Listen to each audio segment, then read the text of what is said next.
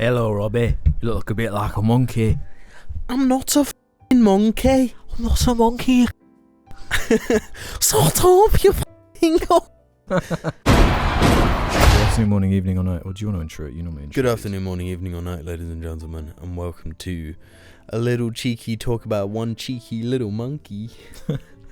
A cheeky monkey movie. Cheeky monkey movie is... What are people saying about this movie? They're saying it's pretty good. Is Better Man as good as they say? Yeah. So this is came out right at the end of 2024. Michael Gracie directed his second feature after The Greatest Showman, which I haven't seen, and was really not interested. It just did not look like something for me, right? I agree. So I haven't seen that. But this is the Robbie Williams biopic. If you're outside of the UK, you probably have no clue who that is. He's like a big pop star. Did he for sure never make it big outside of the UK? Yeah. I was reading like the trivia on IMDb and stuff, and there are multiple bits on there saying like American audiences were confused when an ad played before Gladiator Part 2, and they're like, what is this monkey movie? Who is that? To be fair, British audiences would have been like, why is Robbie Williams a monkey? Yeah. The concept is bizarre. Because like we've had this slew of biopics. There's the big blanking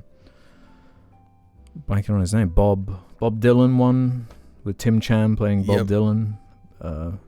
It's out right now. There was the Bob Marley one. It's out right now. Lots of Bob biopics. Yeah, because it's all in the award season. Like we want awards for this. Snooze fest. I need to redeem myself for Indiana Jones type thing. But obviously you see the trailer for this, and it's a biopic with a CG monkey as the main character, a chimpanzee. Yeah. And it's not like in universe anyone is treating him differently because he's a chimpanzee. It's played completely straight as far as the chimp stuff's concerned. Yeah, it changes nothing plot-wise. It changes nothing, but it also changes everything. Yeah. And makes it entertaining to me. Okay, because flat out, I want to say, like, I really like this movie. Like, yesterday, I thought that was fun in the cinema. Yeah, I wasn't sure how hot you were on it. Yeah, and then I get home, and, like, I'm trying to sleep, and all I'm thinking about is monkey movie. And then I sleep, I wake up, and like my first thought is like, wow, monkey movie. Like, I'm kind of obsessed. I really like this movie. It was quite unexpected to me. Very. So, as of recording this has a 7.7 on IMDb from only 6,500 votes. So that's a tiny sample size. And the Metascore of 77. So reviewed fairly well. A budget of about $110 million, which is partially what I was interested in. Was like concept crazy, budget enormous. It's a 15 in the UK. I don't know. It might be. It probably is an R in America. Yeah, to be honest, I'm surprised it's not an 18 here. Given it's very explicit. I think if he were not a monkey, it would be an 18. Yeah. But if he were not a monkey, I don't know if I care about this movie. That's the thing. I love this movie, right? And it's a paradox.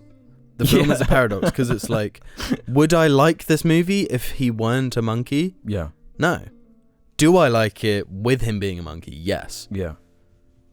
Is he a monkey? Yes. So the movie's good.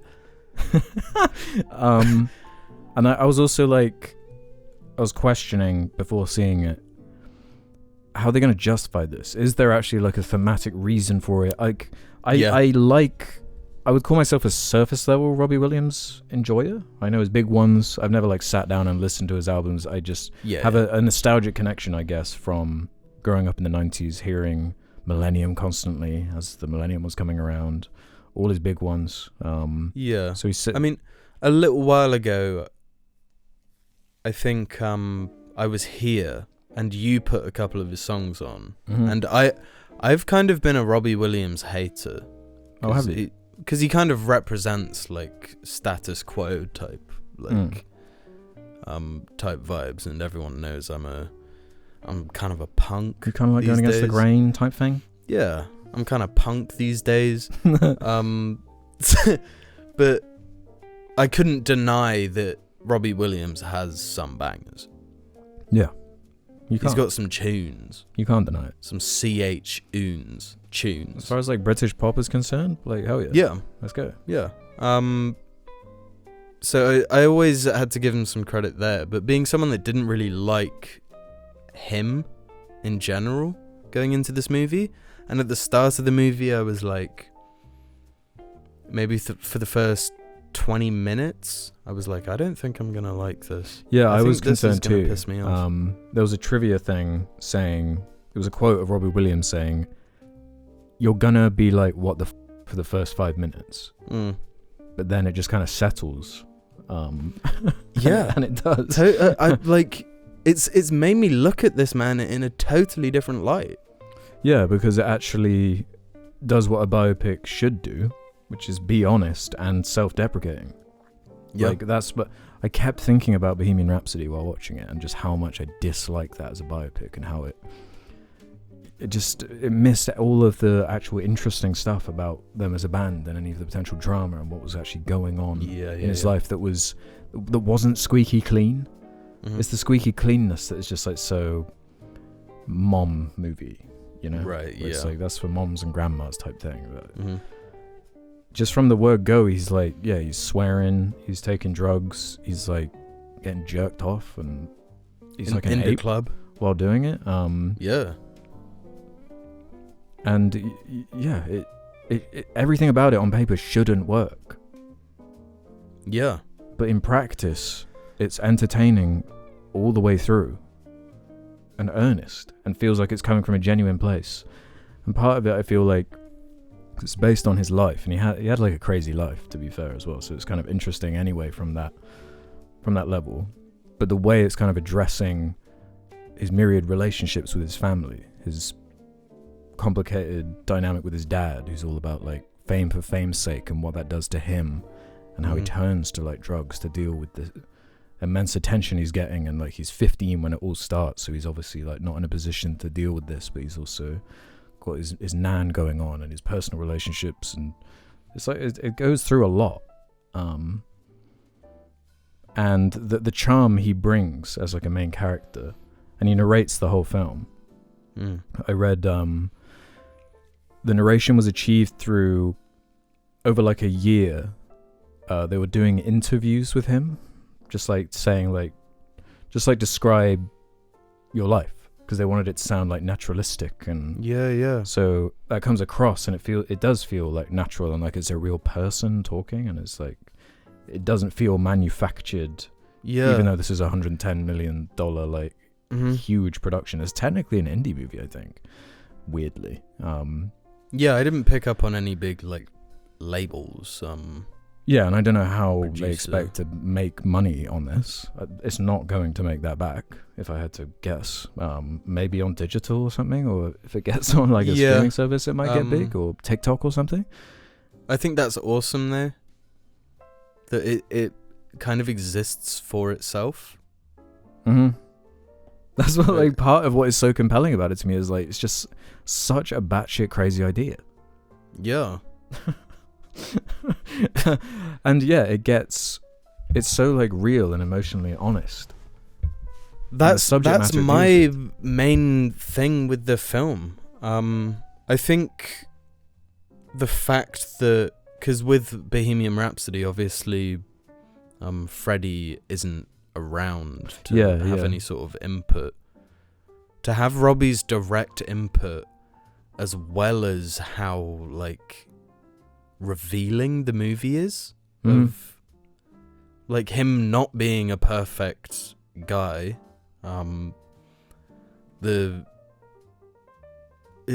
you can really empathize with the experience he's putting forward through the movie. The like exaggerated sensations of like the part when the car's driving through like the magic tunnel. It's like super surreal, but you can pick up on exactly how he would have been feeling in that moment. Like it's it communicates the emotion of it without necessarily needing to be like realistic or yeah, and it gets away with a lot of those visuals because he's a monkey. Exactly, yeah. It gives them the freedom to actually kind of embrace what film can do, I guess, in a way that's like not flat like a Bohemian Rhapsody or any it's number of these kind of cut-paste. like half animated. Like the movie is half an animated movie. Yeah, there's some quite like trippy imagery, like when he's underwater and there's like all these things clawing at him and these weird like action sequences and just stuff you wouldn't expect at like a scale that is enormous. And the fact it is about him like feeding into the title, like learning who he is, getting over his poisonous relationship with himself, kind of. And like learning to embrace himself, like who he is and everything, the mistakes he's made. And it doesn't make him look like a like great person. Like he fully embraces the mistakes and doesn't try to like hide it away or make it look squeaky clean. It's actually a dirty movie. As far as that kind of stuff. I mean, if like a journalist released all these things in like a big article, it would be a hit piece. Yeah. You know, the plot of this film. Yeah. So yeah, somehow avoids that like stereotype Hollywood what you'd expect, where it would be like, PG. Yeah, you got this CG8 main character, but everyone loves him, and he falls out with his friends in the second part, but gets back by the end. And the formula is there. It is there, but it's crazy enough, it's abstract enough, it's crude enough, and violent, has this drug use, and has like an edge to it. And it's funny. Like, it's genuinely funny. Yeah. Got a great sense of humor. Yeah, 100%. Did Robbie Williams play himself? He did the voice. I don't think he did the body. But he did like all of the voice of the vocal, of his when he's not a kid, obviously. of his adult life. Okay. Which also sets it apart to me from a lot of biopics. Yeah. That direct involvement, because I also have a thing against jukebox musicals, which I think this technically is, because most of the musical numbers are already existing songs, if not all of them. I think they're all Robbie Williams bangers. But they're his songs, Classic and he's bangers. performing them in a different way. And the way they're framed in the movie. It's like a musical. Yeah. They're used to communicate something about the character. and a period of his life. And my reaction to the way it's displayed in the movies is that like these are the moments in his life that inspired these songs. Yeah, that's how it comes across. Because like every one of these songs, being a British person, you will have heard all of them. Like ad nauseum, a lot. Yeah. You'll be intimately familiar with these songs. So then getting, for me as someone who didn't really know anything about Robbie Williams, to then relate those songs to his personal experience was kind of powerful in and of itself. Because that can also be another like Hollywood cliche corny thing where it's like trying to replicate that magic moment where they found the thing. That song that everyone knows, like the creative process of making it and how like annoying and corny that can be. Yeah. But again, that earnesty just kind of shines through, and it feels like just keep going back to that word honest. That's just how it feels to me. Yeah. Yeah, I totally picked up on the same vibes. I do want to say as well that I think the top point of the movie for me is the montage sequence when he meets his wife. Remind me, it's quite a long film. Like after that musical number where they meet on the boat. They meet on the boat and then they like start dancing, and that's a musical number and a montage. Yeah. Okay, yeah. I think that sequence, and like I didn't know these facts about his life, Mhm. and I was just like, wow, what a like an artistic way to display these events. And I think the song kind of like rocks. Yeah. It's a really good song. Yeah, the story's like communicated Um, through the visuals and like the feeling of it. Yeah. The implication of it. And then you see the consequence Yeah. of that too, and it feels like weighty and important. Mhm. And yeah. It's just like, you do just forget that it's a ape. Yeah, I don't know how they managed to do that. Like, because again, like at the start of the movie, I think you said it after seeing it, and I definitely felt it was like, I don't know if I'm. The cool with opening this. shot was like, oh, Yeah, jarring. like it kind of gets your hackles up. yeah. Like, oh, this is freaky. It's a little kid ape. Yeah, and then it just carries on, and then every now and again you're like, oh shit, yeah, he's an ape. Yeah. I don't know if my favorite part is the Piccadilly Circus sequence with the Take That guys. Mhm. It's quite overstimulating. Yeah, that's But- a crazy sequence. But in a way where like the scale is so immense, I'm like, I just need to watch it again to see like what they're hiding. Like what's the truth to this? Because I don't understand how they did it. because it was shot on location. N- Yeah, No. yeah, that scene was because they had it all planned, and they were going to shoot it. Then the Queen died, so they had to delay it 5 months, and like the insurance didn't pay for that because it didn't like compensate for a royal figure dying. Like that's in the like fine print. Like Right. we don't have to pay if the Queen dies. So maybe that's why partially the budget is so huge. But by the end of that musical set piece, there were like hundreds, if not like 1,000 people. Yeah, I'm that's sure some of them are CG or visual effects Gotta or be. whatever. It must be. But like the staging of that is wild. What is going on? And they're like jumping around on like pogo sticks. Like, you can see like the first minute of it on YouTube if you're curious. And that was watching that clip was what sold me on going to see it. 'Cause I'm like, this is crazy. Mhm. It gets crazier as well. Yeah, it does get crazier.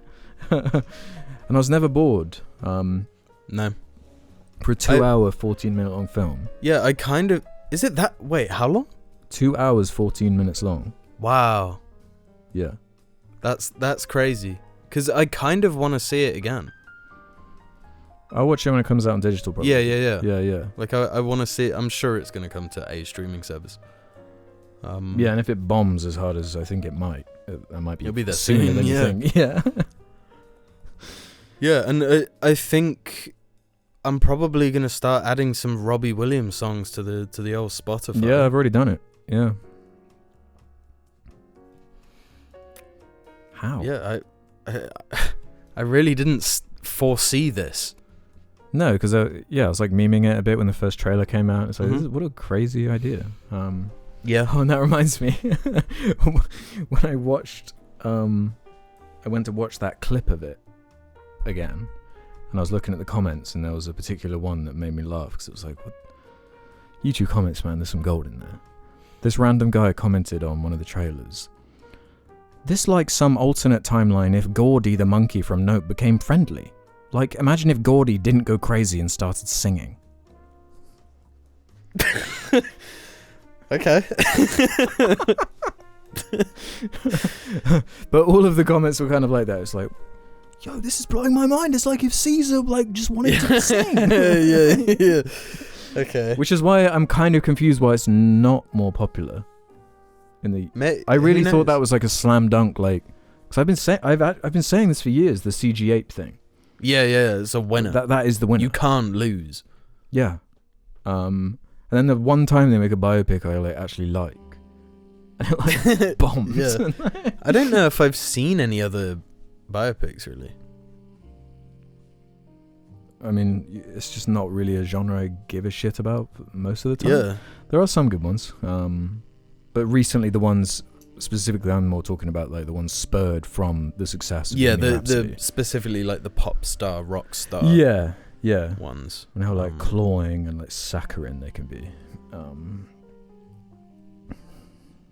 But Yeah, it's surprisingly brave. I think if for someone who's so associated with like a cocky persona, the bad boy. Yeah, the bad boy, I'm the guy type guy, to be like, I'm just gonna be a monkey in the movie. I'm gonna be a monkey for the whole. Because I was expecting at some point the camera would like pan round and it would actually be him. I'm so glad they didn't do that. Yeah, I mean there was a moment where I was almost hoping for it. The shaving. Because I was expecting it there in Oh. the mirror. No, there was a point where it looked like from like it's a shot from behind the monkey. Mm-hmm. And I thought, are they human ears? Right, yeah. And I guess they weren't. They were monkey ears. Uh-huh. Or maybe they were. But maybe that is his one cameo. It gets quite abstract with the way... Yeah, there's multiple. Because there's like surreal David Bowie or whatever, there's like different eras and looks. And the way they represent that is like all these... He's being kind of like haunted by his inner monologue. And they're visualized as his like cemented older looks. There's like a kid version of himself. There's one from the late 90s. There's one from the early 2000s and all this sort of thing. Different looks and like haunting him. And an awesome way to portray like self-doubt. Yeah.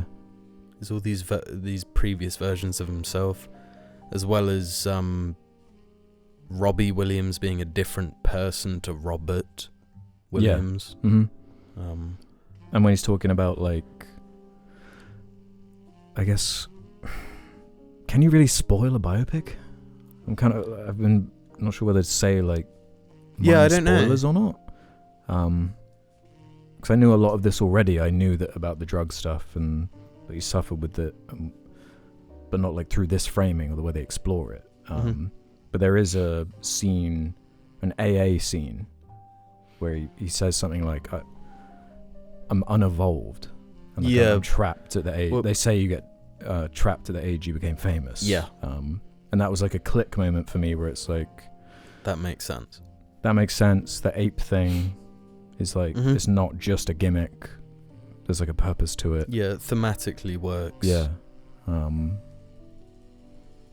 it's just that tone, riding that tone. Yeah. I like how in that moment they didn't like milk it. Mm-hmm. He's not like, I'm unevolved, like some kind of monkey. You know? Look at the camera. It would have been really easy. Yeah.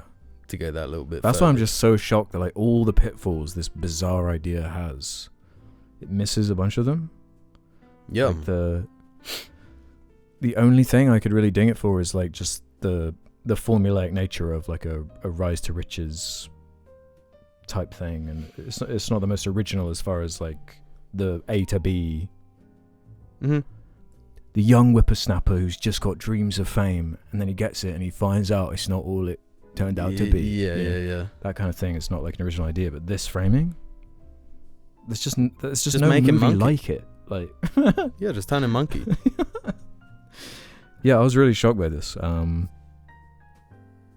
Yeah, I gave this a 3.5 star on Letterboxd with a like.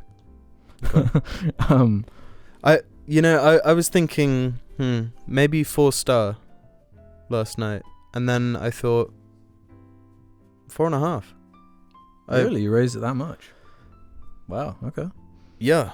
I think maybe it will subside in a week or so, but I think the shock of just how the quality of this film to me, like it's really good for something that I thought was going to be like, I'm going to go piss away 2 hours, like a funny meme.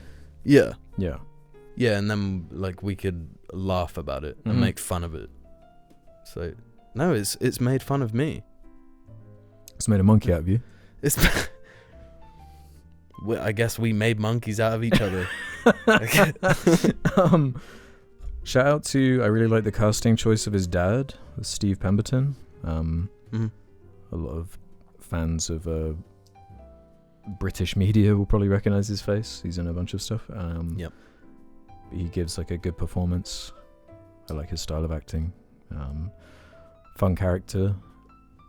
And it was right when it was on the verge of like, I don't know, I was feeling like some of these characters, I don't know if they deserve to like be redeemed, quote unquote.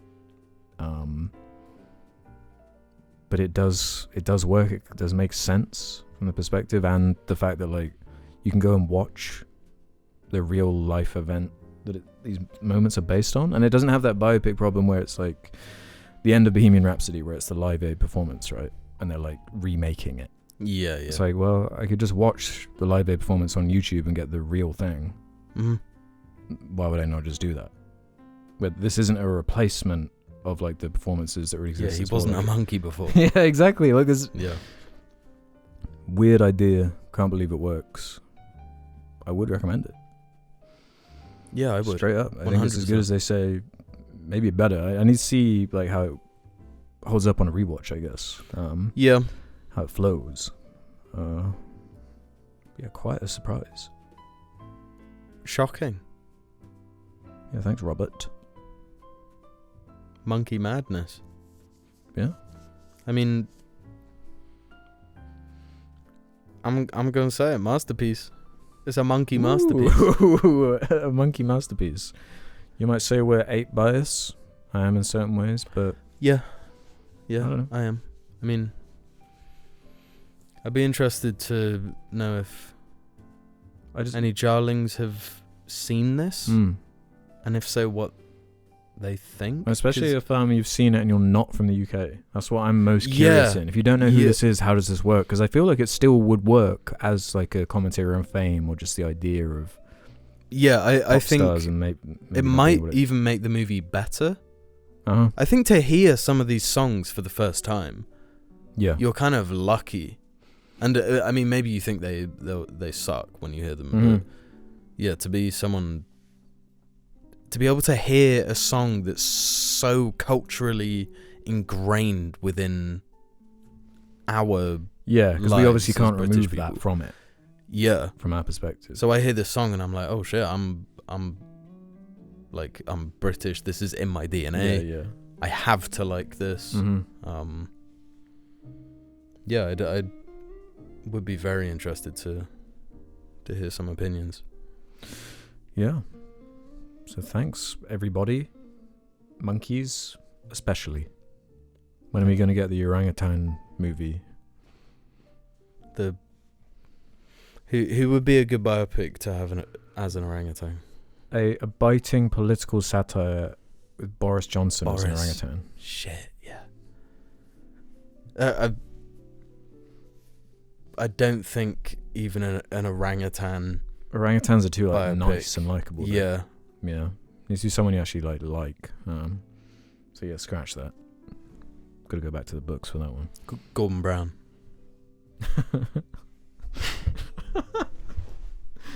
Let us know in the US if you're a fan of Gordon Brown. We are. Join the club. Go watch Monkey Movie. Get out of here and watch Monkey Movie. Become a better man. Yeah. You'll be a better man after watching this Monkey Movie. Now stop monkeying around.